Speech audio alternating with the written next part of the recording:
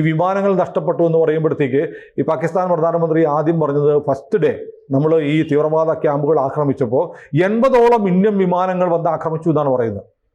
80ഓളം Indian വിമാനങ്ങൾ Indian അതിർത്തിയിൽ നിന്ന് പാകിസ്ഥാന് നേരെ ആക്രമണം നടത്തി എന്നാണ് പറയുന്നത്. ഇതിനൊരു വേറൊരു തിയറി ഇപ്പോൾ നമ്മൾ പറയുന്നുണ്ട്. ഇന്ത്യ എന്ത് ചെയ്തു, ഒരുപാട് ഈ പറഞ്ഞ പോലെ ഡ്രോണുകൾ ഉപയോഗിച്ചു.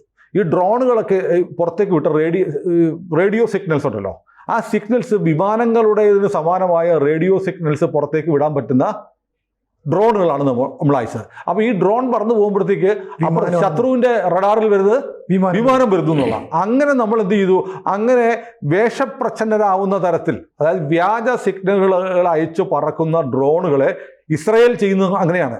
ഇസ്രയേലിന്റെ അതേ സാങ്കേതിക വിദ്യ ഉപയോഗിച്ച്, ഇസ്രയേൽ ഡ്രോണുകളാണ് നമ്മൾ ഉപയോഗിച്ചത്, ഇസ്രയേലിലെ ഡ്രോണുകളെ പോലെ തന്നെ അവ വിമാനങ്ങളാണെന്ന പ്രതീതി ഉണ്ടാക്കുന്ന തരത്തിലുള്ള റേഡിയോ സിഗ്നലുകൾ അയച്ചുകൊണ്ടാണ് പാകിസ്ഥാൻ അതിർത്തിയിലേക്ക് പോയത്. അപ്പോൾ പാകിസ്ഥാൻ നോക്കുമ്പോൾ 80ഓളം ഇന്ത്യൻ വിമാനങ്ങൾ വരുന്നു. എന്നിട്ട് ഈ ചില ഡ്രോണുകളെ പാകിസ്ഥാൻ വെടിവെച്ചിട്ടു. അപ്പോഴാണ് മനസ്സിലാകുന്നത്. അല്ല, അപ്പൊ പാകിസ്ഥാൻ വെടിവെച്ചിടുമ്പോൾ പാകിസ്ഥാൻ കരുതുന്നത് എന്താ, വിമാനത്തെ വെടിവെച്ചു. അതാണ് പാകിസ്ഥാൻ ഉടനെ പറഞ്ഞ് ഞങ്ങൾ 6 ഇന്ത്യൻ വിമാനം വെടിവെച്ചു. 6 ഇന്ത്യൻ ഡ്രോണുകളാണ് പോയത്.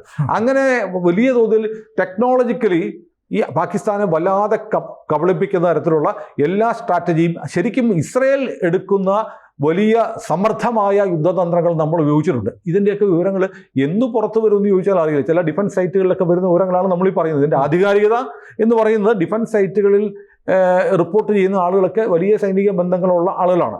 അപ്പോൾ അതൊക്കെയാണ് ലോകത്തെല്ലാവരും ആധികാരികമായി എടുക്കുന്നത്. പക്ഷേ ഇതൊക്കെ പുറത്ത് വന്ന് സ്ഥിരീകരിക്കപ്പെടുന്നത് എപ്പോഴാണെന്നറിയാവും, ഏതെങ്കിലും വലിയ സൈനിക ഉദ്യോഗസ്ഥൻ റിട്ടയർ ചെയ്തിട്ട് ഒരു ആത്മകഥയൊക്കെ എഴുതുമ്പോഴത്തേക്ക് പറയും.